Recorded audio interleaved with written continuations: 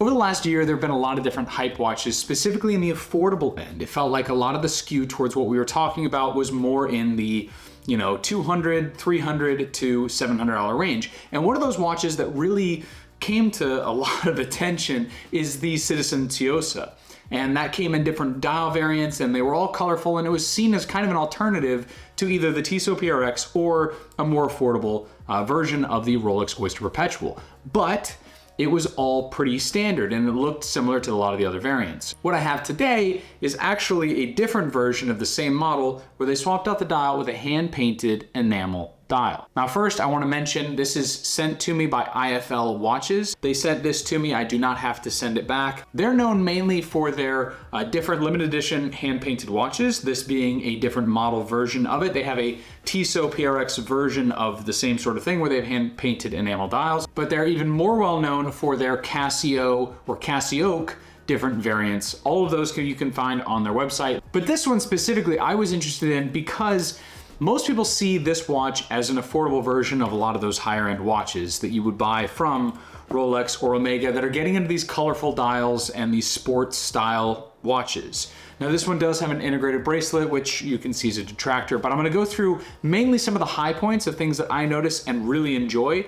If you've seen any reviews on the Cityzen Tsuyosa, you know the general specs, 40 millimeters, a little over 11 millimeters thick. You've got a compact lug to lug, integrated bracelet style, so it wraps around the wrist really well. You've got a Cyclops, a date function. In the back here, you've got a Miyota 8210. So you've got a pretty rock solid Japanese movement that isn't going to be, a high-end movement.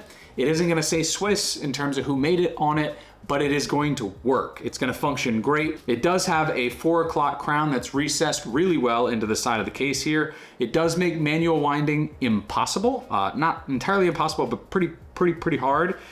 You can still easily pull it out in order to access the quick set date or change the time. All of that is pretty standard function on here. You've got a nice chamfer on the sides, a nice polished side of the case, brushed tops. You've got brushed side links and polished mid links here on the bracelet, and then a see-through case back in the back. You've got 50 meters of water resistance, and there's not much else you can really ask for it. So I've looked at this for a little while, but I hadn't pulled the trigger. So when IFL reached out, I was happy to take a look at it. I'll sound like Kevin O'Leary here for a second. The enamel dial here is the star of the show, no doubt about it. The fact that they have a hand-painted little astronaut surfing on the rings of Saturn, I thought was just fun, goofy, but fun, right?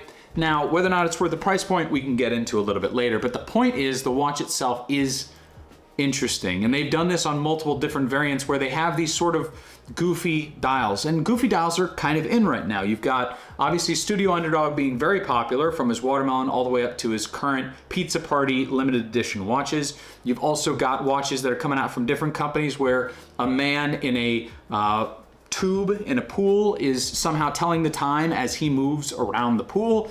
You've got a lot of these different watches, and this is another somewhat variant, although it's got some higher touch point elements to it. The fact that it's a hand-painted enamel dial versus just a printed, colorful, goofy dial, I think obviously adds to the overall value proposition that there could be in a watch like this. There's a lot of interest in this watch, and I think for good reason. I think the bracelet is a little cheap on the con side. Obviously, again, that's to be expected for the price range. It's pin and collar system. The links look really nice. Honestly, from the outside, I think the links look really nice, a tad thick, but otherwise they look nice.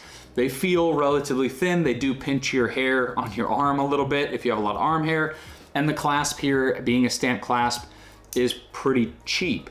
And that actually is one of the things I don't find very often in a lot of watches these days, that they still have a stamp clasp, especially when you move into the price range they're asking for this specific model.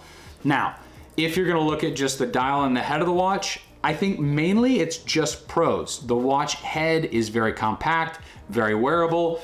It's not too tubby. If it was 12 millimeters or obviously 13, it would be a little too fat. It definitely has more of the Rolex style, meaning that it's compact from side to side, but really fat or somewhat fat, I guess, in terms of the top here. Nice polished bezel, very wearable. I actually couldn't take this off. As soon as I put it on, I wore it for the last few days and I really enjoyed wearing it. I didn't really have a moment where I thought, man, I want to put on one of my other watches, which I typically get a lot with different watches that I wear. It's a nice everyday watch that is fun. I told my family about the watch as soon as I wore it in, which is unusual. I don't, bring in a watch for the first day and start telling people about it. I just thought it was really interesting and really fun to look at. So the price that they're asking for this is 890 euros, and I'll show the price in dollars down below. I can show pounds also next to it for those of you out there that are in the United Kingdom. I think for that price range, really what you're buying is limited edition and the hand-painted enamel dial. And whether or not that's valuable enough to you to make the decision to purchase it, I think has a lot to do with how much discretionary income you have, how valuable your watch collection is, and what you already have in the collection and want to buy. I think the only reason why you would buy something like this is if you had confidence, it being a limited edition, to push you into thinking that you might get your money out if you decided you wanted to sell it on because the aesthetics or the goofiness aspect, the fun aspect of it, wore off. If it isn't gonna wear off, or if you have enough discretionary income that you choose to buy it and keep it and not think about it again, then great. I think it's a great watch. If you're going to have a hand-painted enamel dial, this is a great one to choose from. Obviously, you could also pick up the standard version. So this is only for the hand-painted enamel, whether or not it's worth the price. For the $200, $300 you can buy it at retail for, the standard version, I think go for it. But if the hand-painted enamel dial is something that you want, then the detractor here is going to be the fact that it comes on this bracelet, purely just because it's a lot of money to shell out for a bracelet that is very difficult to swap because it's integrated.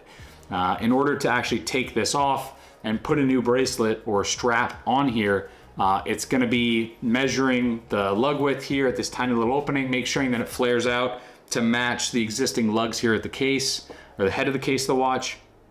It's difficult to find something that's going to replace it unless Cityzen has offerings that are high enough quality to match the overall look and aesthetic of the dial of this watch.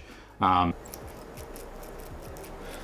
think especially if you can get a new strap for it and you have, again, the kind of money you're willing to put into a watch like this, I'd say go for it.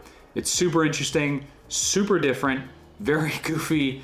I love it. I'll be wearing it here for the next few days just because I've been enjoying wearing something that's a little bit different than just a black dial, but those are my overall thoughts. What do you guys think? Let me know in the comments below, and I'll see you in the next one. Take care.